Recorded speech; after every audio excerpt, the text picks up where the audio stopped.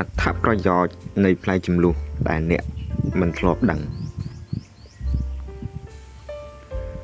ជម្លុះគឺជារុក្ខជាតិហូបផ្លែបែបប្រពៃណីដែលយើងអាចឃើញមានដុះតាមតំបន់មួយចំនួននៅកម្ពុជាជាពិសេសតំបន់ខ្ពង់រាបនិងតំបន់ភ្នំក្នុងពេលទុំផ្លែវាប្រែជាពណ៌លឿងទឹកក្រូចពណ៌ស្វាយនិងស្ទើរតែខ្មៅហើយមានសាច់ស្ដើងមានជាតិទឹកមានរសជាតិផ្អែមនិងមានក្លិនក្រអូបបន្តិចដែលមានផ្ទុកដោយអាហារូបត្ថម្ភជាច្រើនសម្បូរបែបក្រៅពីនេះមានរសជាតិឆ្ងាញ់ពិសាជម្លុះមានផ្ទុកអាហារូបត្ថម្ភសំខាន់ដូចជា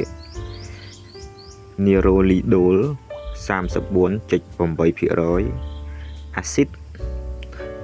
ប៉ាល់មីទិក 13.2% និងហ្វាណេសូល 10%បន្ថែមពីនោះវាក៏មានប្រេងសំខាន់ផ្ដល់អាស៊ីតមីរ៉េស្ទិក 10% និងអាស៊ីតលីណូឡែនិក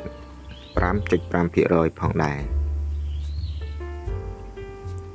រួមនឹងអាហារូបត្ថម្ភជាច្រើនសម្បូរបែបផ្សេងទៀតលើសពីនេះផ្លែឈើប្រភេទនេះក៏ត្រូវបានគេចាត់ទុកជាឱសថដែលប្រើសម្រាប់ប្រឆាំងនឹងការរលាកប្រឆាំងអុកស៊ីតកម្មប្រឆាំងមហារីកថ្នាំប្រឆាំងនឹងមេរោគនិងថ្នាំបញ្ចុះទឹកនោម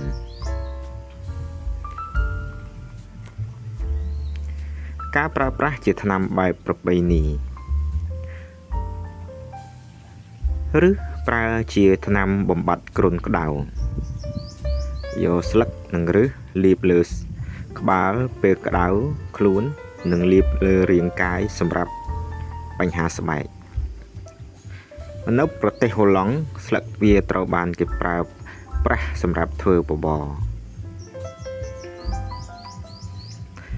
នៅប្រទេសឥណ្ឌូនេស៊ីដើមខ្ចីគេបរិភោគដើម្បីជំរុញការគេងលក់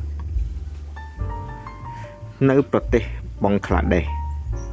គេយកទឹកស្លឹកសម្រាប់ដោះស្រាយបញ្ហាគ្រុនក្តៅ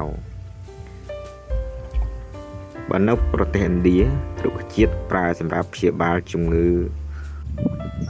ខ្លុំរួមនឹងអត្ថប្រយោជន៍សម្បូរបែបផ្សេងទៀត